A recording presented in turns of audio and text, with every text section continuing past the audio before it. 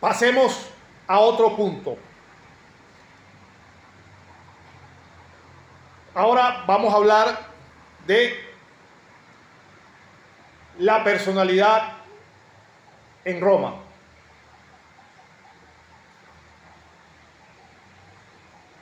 Personas. La palabra persona y el concepto expresado por este vocablo va a tener su sede principal en el derecho. Etimológicamente va a significar personar,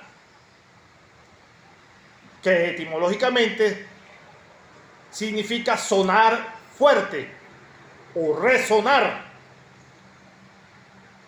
y se identifica, según las leyendas, con las máscaras que en las escenas teatral clásica utilizaban los actores para cubrirse su rostro y también para dar asonancia especial a la voz. Existen pues muchas acepciones del vocablo, y así en la filosofía, persona es la expresión de la esencia del ser humano, y también se va a aplicar a la idea de persona a Dios. En psicología es la combinación de factores biológicos, constitucionales y factores psíquicos adquiridos. Componentes y factores sociales, culturales, y el yo, es decir, la unidad radical y profunda del sujeto. Repito,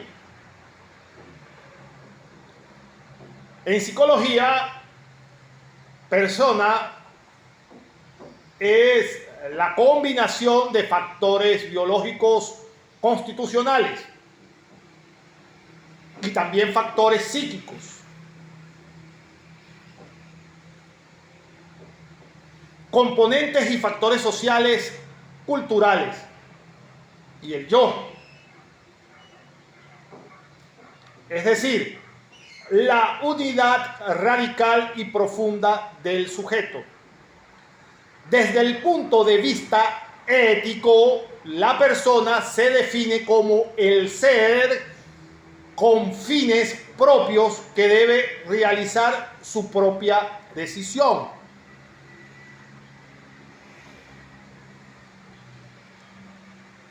Punto de vista ético, persona se define como el ser con fines propios que debe realizar su propia decisión. En el campo jurídico, la palabra persona expresa el sujeto de las relaciones jurídicas, por lo tanto, el sujeto de los deberes jurídicos y de los derechos subjetivos. En el campo jurídico, repito, campo jurídico, la palabra persona expresa el sujeto de las relaciones jurídicas. Por lo tanto, el sujeto de los deberes jurídicos y de los deberes subjetivos. Persona en Roma, lo mismo que hoy, es todo ente susceptible de adquirir derechos y de contraer obligaciones. Repito, igual que hoy en día, en Roma, persona es todo aquel ente susceptible de adquirir derechos y de contraer obligaciones. Dicho esto, teniendo la definición psicológica, ética y jurídica de persona, vamos a clasificarla. En Roma, las personas eran personas físicas y personas morales. Repito, la clasificación en Roma va a ser personas físicas y personas morales. Ahora bien, ¿cómo se definen las personas físicas? Son las que presentan signos característicos de humanidad. Y las personas morales son creaciones ideales y a las cuales la ley les reconoce capacidad de derecho, ya que no poseen capacidad de hecho. Repito, las personas físicas son todas aquellas que presentan característicos, rasgos de humanidad, signo de humanidad. Y las personas morales son las creaciones ideales a las cuales la ley les va a reconocer capacidad de derecho, ya que no van a poseer capacidad de hecho. Y por tanto, actúan jurídicamente por medio de un representante. En tal sentido, sujeto de derecho en Roma son aquellos sujetos de derecho, todas aquellas personas que pueden tener derechos y ejercerlos.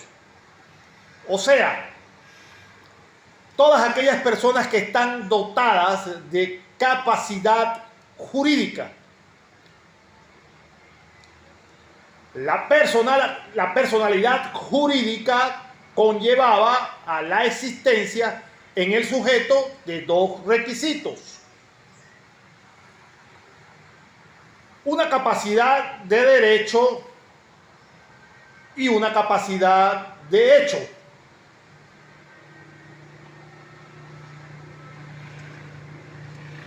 Repito el concepto para que se me entienda. Sujeto de derecho en Roma son todas aquellas personas que pueden tener derechos y que pueden ejercerlos. O sea, todas aquellas personas que están dotadas de capacidad jurídica y personalidad jurídica. Esto conlleva a la existencia en el sujeto de dos requisitos: una capacidad de derecho y una capacidad de hecho. La capacidad de derecho va a ser el conjunto de condiciones requeridas por la ley para ser titular de un derecho. Repito, la capacidad de hecho o la capacidad de derecho, perdón, va a ser el conjunto de condiciones. Capacidad de derecho va a ser el conjunto de condiciones requeridas por la ley para ser un titular de un derecho. Y necesariamente debe poseer tres elementos. Para tener la capacidad de derecho en Roma, hay que reunir tres elementos, que son el status libertatis, el civitatis y el status familiare. Status libertatis, el civitatis y el status familiare. Es decir, para ser un titular de derechos en Roma tenía que ser un hombre libre, status libertatis, tenía que ser ciudadano, el civitatis, y tenía que ser miembro de una familia, el que se conoce como el sui generis. Es decir, el sui generis o el jefe de familia es el único que puede adquirir derechos en Roma y ejercerlo. Todos los demás, con excepción de los esclavos, que son cosas, serán personas, pero no son sujetos de derecho. Vuelvo a repetir para que se me entienda. Es muy importante la definición en Roma de el sujeto de derecho. Retomo. Sujeto de derecho en Roma son todas aquellas personas que pueden tener derechos y ejercerlos. O sea, todos aquellos dotados de capacidad jurídica. La personalidad jurídica conlleva la existencia en el sujeto de dos requisitos: una capacidad de derecho y una capacidad de hecho. La capacidad de derecho es el conjunto de condiciones requeridas por la ley para ser titular de un derecho, y necesariamente debe poseer tres elementos: el status libertatis, el civitatis y el status familiare.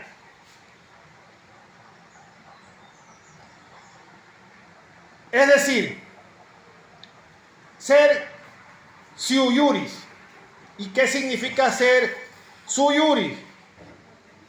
Que es el único que puede adquirir derechos y ejercerlos, el sui juris. Entonces, necesariamente, para tener capacidad de derecho, debes tener el conjunto de condiciones requeridas y debes poseer, por supuesto, los tres elementos: ser ciudadano romano, ser libre y ser sui juris, es decir, jefe de la familia, el pater family, que va a ser el único que puede adquirir derechos y ejercerlos. Todos los demás, con excepción de los esclavos, son cosas. Los esclavos en Roma eran cosas, no eran personas. Todos los demás podrían ser personas, pero no tenían la capacidad de hecho completa, que es el conjunto de las condiciones que se requería por la ley para poder ejercitar los derechos de que se es titular. La capacidad de hecho se determina por la vía de excepción y son incapaces de hechos aquellos que la ley señale como tales. Aclarado este punto, veamos entonces los requisitos referentes a la existencia del hombre en Roma, atendiendo tal vez al grado de superstición o tal vez al conocimiento de experiencias ocurridas y transmitidas para que un procreado sea reconocido como humano. En tal sentido,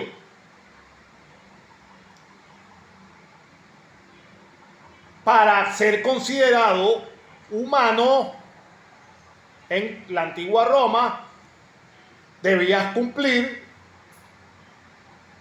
4 requisitos. A saber, primero, era necesario o era preciso que el feto se separara totalmente del claustro materno. Primer requisito. ¿Para qué? Para ser reconocido como humano. Segundo requisito. Era necesario que el nacimiento se diera con vida. Tercer requisito. Se requería que el parto fuera perfecto. Y como cuarto requisito para el reconocimiento de la existencia de un humano es que el niño, una vez nacido, tuviera forma humana. Cumpliendo estos requisitos, se comienza entonces por la existencia. Como un corolario del punto anterior, la existencia de la persona física comienza con el nacimiento. Pero como lo vamos a ver posteriormente, aún antes de nacer, la persona concebida puede adquirir derechos. 2 teorías tratan desde Augusto las condiciones que deben reunir un recién nacido para poder adquirir derechos. La escuela conocida como la escuela proculiana sostenía que el niño debe llorar al nacer, lo que elimina el derecho a un niño que nace sin voz. Ahora, la escuela sabiniana, por el contrario, manifestaba que un niño mudo de nacimiento, al nacer vivo, es perfectamente capaz de adquirir derechos. Justiniano convalidó la opinión de la escuela sabiniana. Es decir, con la unificación que hace Justiniano, un niño que aunque pudiera nacer mudo, igualmente era capaz de adquirir perfectamente sus derechos.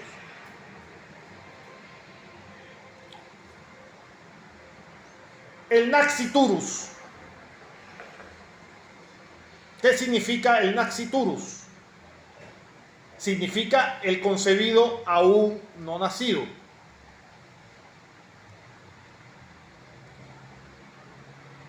Con motivo de los problemas sucesorales de un concebido, los romanos establecieron el siguiente principio: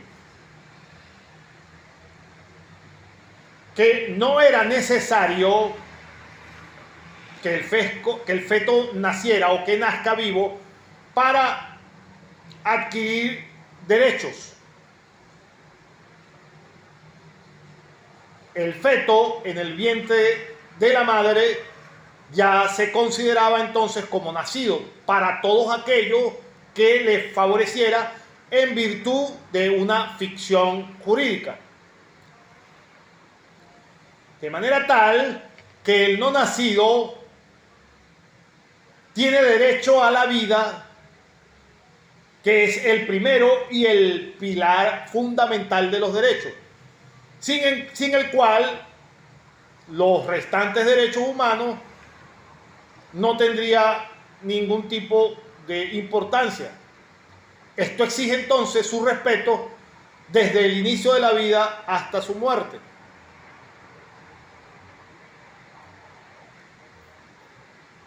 Conocemos entonces cómo se da inicio a la vida en Roma. Ahora vamos a conocer el fin de la existencia. El fin de la existencia de una persona se podría producir por dos causas en Roma. Primero,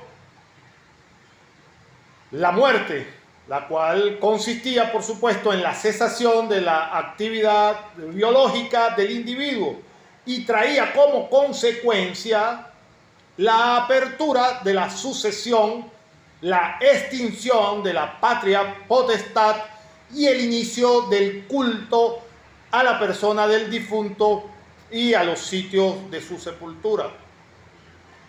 Pregunta de examen, si me preguntan en una evaluación, diga las consecuencias del fin de la existencia en Roma.